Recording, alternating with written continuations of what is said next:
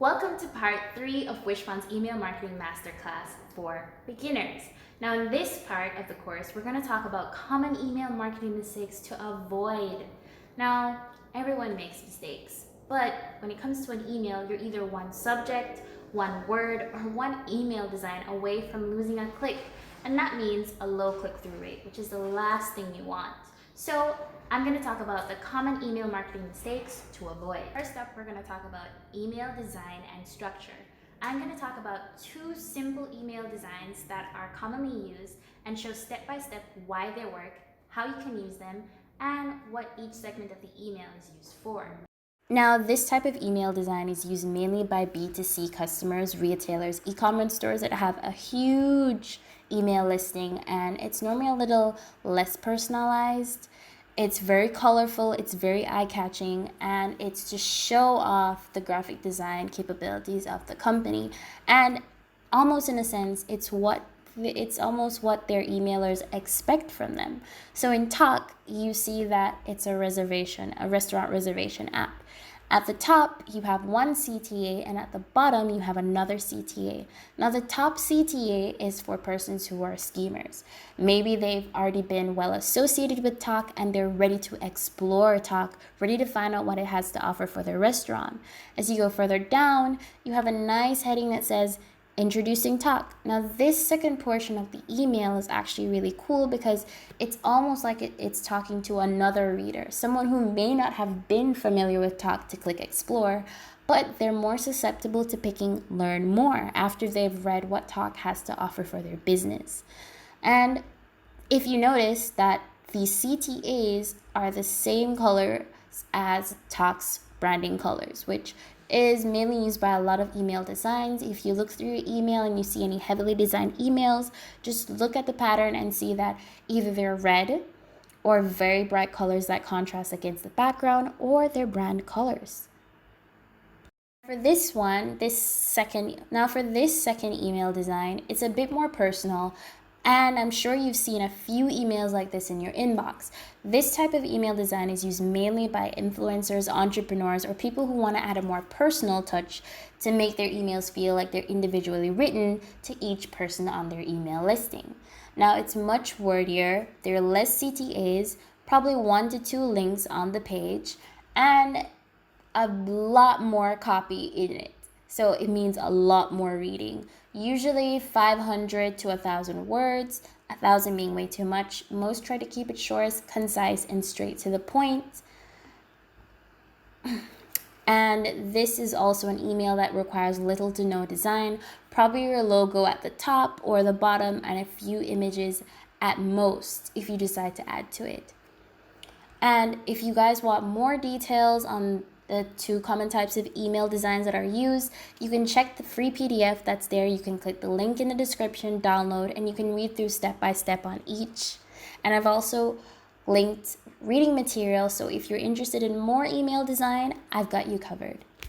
Oh, another mistake that most people make when they write emails: boring emails and boring subject lines.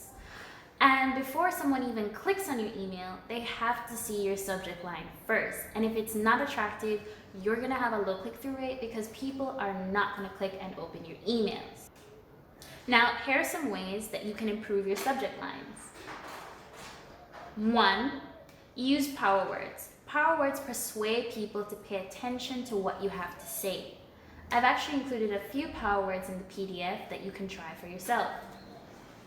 Number 2, avoid clickbait. Do not use clickbait for your emails. People will unsubscribe because they'll feel that it's unsafe or spammy. 3, try your best to treat your subject line like a header. Just as you would write a header for an article or for an exciting video, do the same with your subject line. 4, size matters. Please avoid long subject lines because eventually it gets cut off and people are only going to see what their email provider shows them. So try to keep your subject lines very short and to the point. And lastly, try to make sure that your subject lines are not misleading. It's different from clickbait because clickbait uses certain words or terms that's spammy. but having a misleading email isn't fun for anyone. Another common email marketing mistake: not personalizing emails. Personalized emails can go far beyond the first name tag. Personalized emails take some time and effort, but it's worth it in the end. It'll increase your click-through rate and give you a better chance of connecting with your customers along the way. The next email marketing mistake most people make when they're writing emails, which is sad to say one of the most common of common, sounding like a robot when you write emails. Now, when you're trying to write your emails, try to read them out loud. Is it something that you would say naturally, or does it sound like something that's way too structured and sounds not like you, or nowhere near your brand's voice? Make sure that you read your emails and make sure they're the type of emails that customers will actually want to read. And that means not sounding like a robot. The next common email marketing mistake that you should avoid: spelling errors and bad grammar.